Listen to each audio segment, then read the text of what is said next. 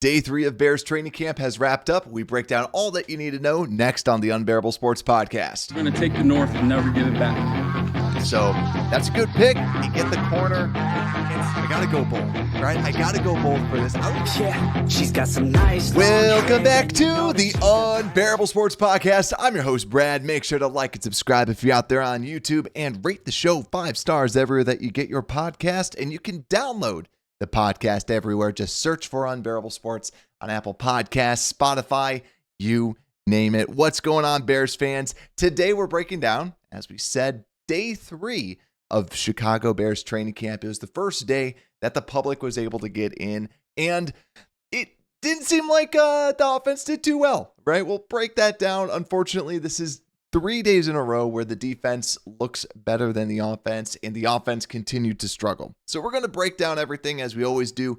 Injuries, hype train, reality checks, offense, defense. We'll break it all down for you. So let's get right into it. And actually, just a question out there for people on YouTube. How concerned are you with this offense now that, it's the third day that offense has kind of continued to struggle? Are we starting to, fire off the alarm bells? Or are we not firing off the alarm bells quite yet? So let's get right into it. Let's talk about some of the injuries, because to kick things off, Courtney Cronin talked about the injuries that basically Braxton Jones was not present today, and this was a scheduled day off for Braxton Jones. So a couple things of note right there is that from the Braxton Jones perspective, with him having a scheduled day off, to me, this kind of shows that obviously they planned for this. So knowing that, hey, he's a little banged up, he hasn't truly been out there in some of those 11-on-11s, but like we've kind of talked about before, he still has a lot of the veteran experience going into it. But the big thing is, like with Ozzie is getting a lot of these reps. Ozzie is, he's available. He's out there, right? So Braxton, scheduled day off, scheduled day of rest, but then still continuously your rookies, which is kind of fun, funny in a sick and twisted way. But the irony is Colson Loveland was the big question mark from his injuries. He's the one that's out there. Zay Frazier, it's a personal matter why he's not here. You kind of excuse him for that. But Luther Burden, still not out there with his hamstring injury. And Shamar Turner, still with his ankle injury that he suffered 2 days ago. Still no other extra details about what exactly that injury is from Shamar Turner. But really it's that, and then also Jalen Johnson. So not a huge list, but still, you have a lot of your rookies that, of course, the people that need to be out there the most are just simply not out there. So let's get into, though, the instant reaction. Like I said, the instant reaction is that the offense did not do great. That is the moral of the story, no matter how you slice it. Zach Pearson saying Bears offense is certainly still a work in progress, had struggles today in team drills. They did finish strong in the last 7-on-7 in red zone. That was the bright spot. And you go throughout it. With Herb Howard, Brad Biggs, everybody was basically saying the exact same thing, that, hey, the first team offense, it's the first team offense is just not looking great. But then also Brad Biggs saying that we saw some dime packages for Dennis Allen. So nice to see him kind of throwing in some different, different packages out there, just because, you're going to be rolling out there with some dime packages. But yeah, so not great. And we'll kind of break it down farther when we start getting into the offense. Greg Braggs Jr., he is, and, we always like to go into the hype train of who won the day. Greg Braggs Jr. from CHGO won the day today. So for anyone that didn't know or does not follow him, go out there on Twitter. Like, I will be I have all of his tweets basically today. Today is a Greg Braggs Jr. day because he just tweeted every single rep that was out there. So he's the real MVP. He's the person. Go out there and follow him because he had everything. So we'll literally just be kind of going through a lot of those. So he is the hype train person, the hype train award winner of today, but also the second person that is getting the award is none other than JP Richardson. Again, the undrafted rookie free agent out of TCU, got a lot of great catches from Tyson Bagent. Tyson Bagent was throwing it with the threes today, and all the reports saying, listen, and Tyson Bagent is the other award winner, I'd say, for the hype train.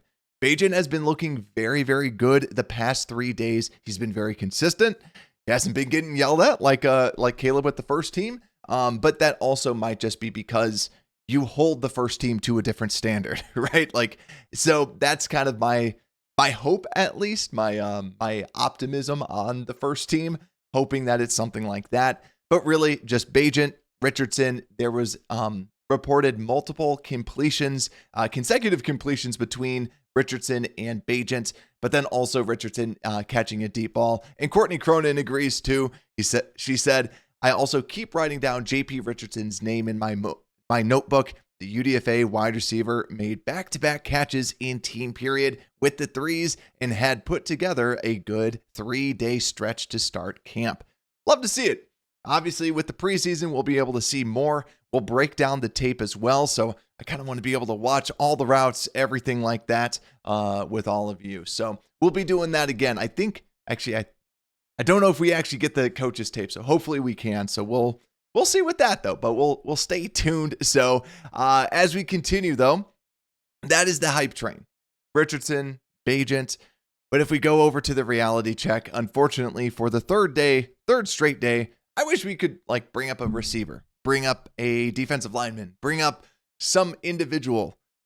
It's the offense again. The first team offense, I might add. It's just the first team offense will break down all the different snaps like I talked about, but it just really kind of comes back to this first team offense just not looking on par, not looking like what we want. Now, like I said at the very beginning, when do we start to panic? When do you hit the switch? And to me, this is the first week in training camp. My biggest question is going to be the second week. Does it get better? Because this is my 4th or 5th offseason covering the team. And something that is always consistent is that it's whatever is the most consistent storylines from camp. That's what goes on to the regular season. That's typically what we see. And it's not just the deep ball that gets caught or, someone breaking out a large run and that's it. It's who consistently looks good. What is the constant storylines of this year? Because I know one of them last year was the deep ball. The deep ball was never getting completed. And the deep ball was never getting completed when we were out there, during the regular season. And still, we're hearing that the deep ball is not looking good. And we're hearing that, there's some procedural issues. That's where you're hoping that everything gets better, especially the procedural things.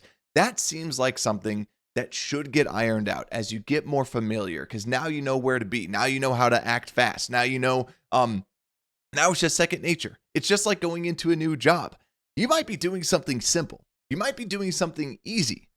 But then your first week, your first month or so, it's going to take you a while. But then it should be second nature. Now, the counterpoint to that is you've had months. You've had all this time to kind of figure these things out. You've had OTAs, you've had mini camps, you have had other things like that.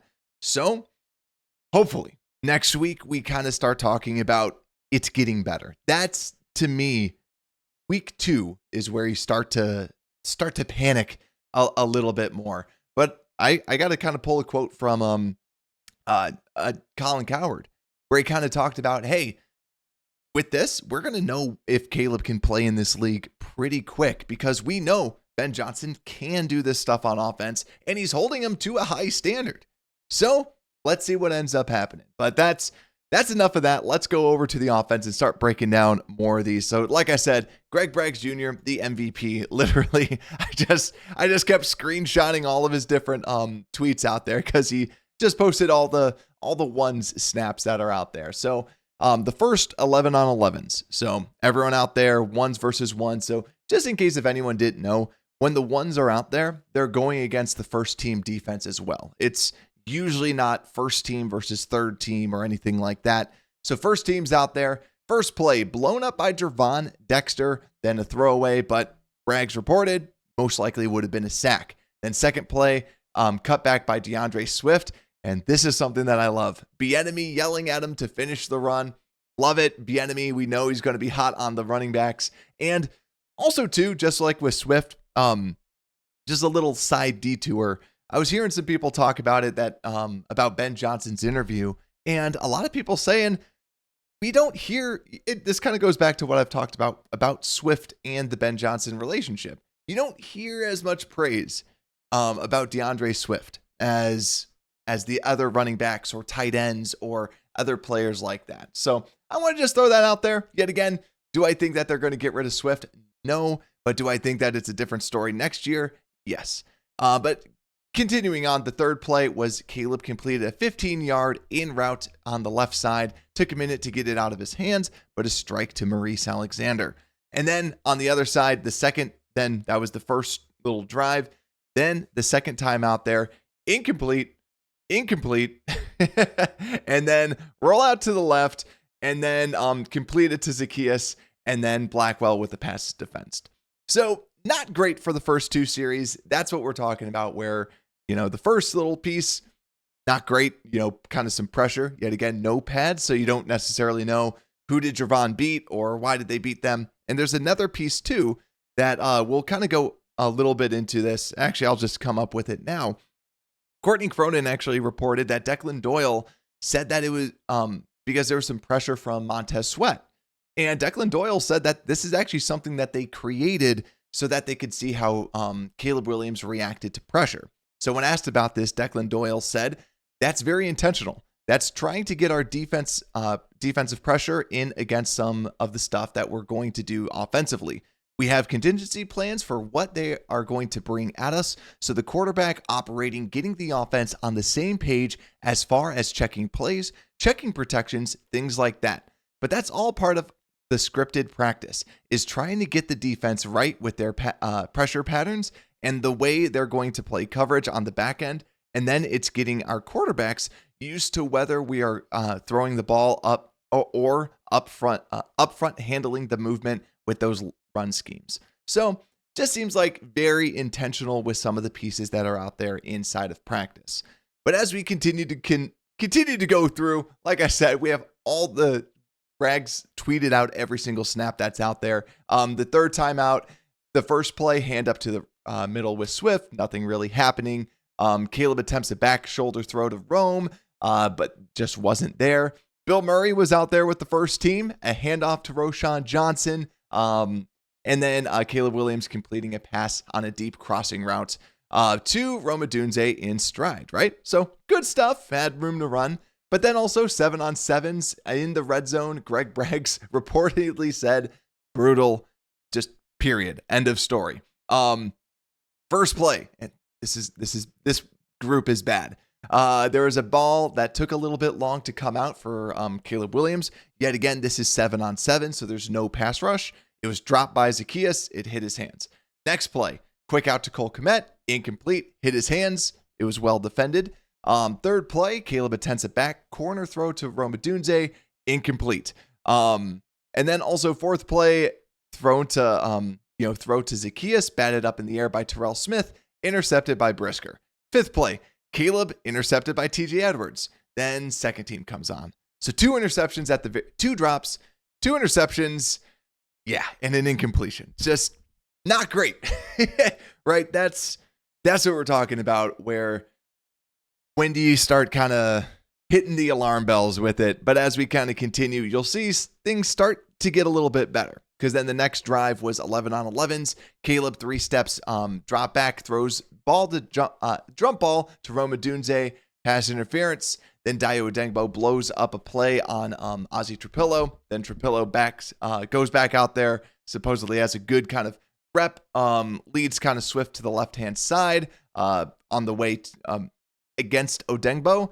But then also to Caleb attempts to pass middle of the field to Cole Kmet, and Brisker bats it in the air and it almost gets intercepted. So first off, we'll kind of go into the defense. It's nice to see Brisker's name at least popping up. This is why we like Brisker. This is, we know that he's kind of brings it up to that next level. Interception, got his hand on the ball. Love to see stuff like that. But you don't love to see that with the offense that continues to struggle. And then another 11-on-11. First team was back out there. First play, Caleb attempts to a front pylon throw to the right side to DJ Moore, but incomplete. Then a handoff to Roschon Johnson. Montez Sweat sets the edge, so most likely probably going to be getting the tackle there. Then we have success. Touchdown, Caleb Williams to Roma Dunze, crossing route across the right side of the field. And then fourth play, another touchdown, went through his progressions, and then came back to the right side to Olamide Zaccheaus. So, yet again, a little bit better, but then the last little grouping of plays that we have out there. The first play, easy completion to Rome, cutting towards the middle of the cutting towards the hash from Caleb Williams, and Braggs specifically said decisive. Second play, pocket starts to collapse. Caleb makes an impressive bailout throw over the pocket to Swift, hits his hands but dropped. Then Caleb rolls out and scrambles for 40 yards with blockers downfield. Then fourth play, quick out left to Olamide Zaccheaus for a completion. And then fifth play, Swift gets to the left sideline, wide open. Caleb hits him in the hands, but dropped again. So Swift with 2 drops so far on it. And then there was a false start by Trapillo. Booker was on that side as well. Then seventh play, Caleb rolls out to the left side, delivers deep strike to Devin Duvernay. So reportedly good throw. And then last but not least, eighth and final play, Caleb Williams throws a completion over the middle to Zaccheaus. So yet again, a little bit better that side. You're talking about some runs. You're talking about some good plays. So at least it's nice that the offense kind of put a nice bow on it towards the end of practice. So like we kind of said before, it still kind of leaves a little sour taste in your mouth. Just the way that you want to have more consistency out there with the offense. But only time will tell. Like we said, it's just going to take weeks for them to start understanding how to play. But like I said, let me know what you think down below in the comments. Are you scared yet? Last little bits that I want to just put out there. Someone reportedly also said that Colson Loveland had a touchdown catch in the back corner, but also that it was called back, that it was actually incomplete. But the reason why I want to call that out, it's nice to at least see Colson Loveland or hear Colson Loveland out there playing. Then also, as you kind of probably put 2 and 2 together, Ozzy Trapillo was out there with the ones. So now we get to see next practice if we're going to see Karan Amagaji out there with the ones instead of Ozzy. So that's it for practice. But hey, say a little prayer for our Bears. Hopefully we can get some better offensive production out there. And hopefully we're talking about a good day for the offense tomorrow or next practice. So let me know what you believe down below in the comments. Also, make sure to hit that like button, subscribe out there if you're out there on YouTube. And with that, Unbearable Sports Podcast, we are out.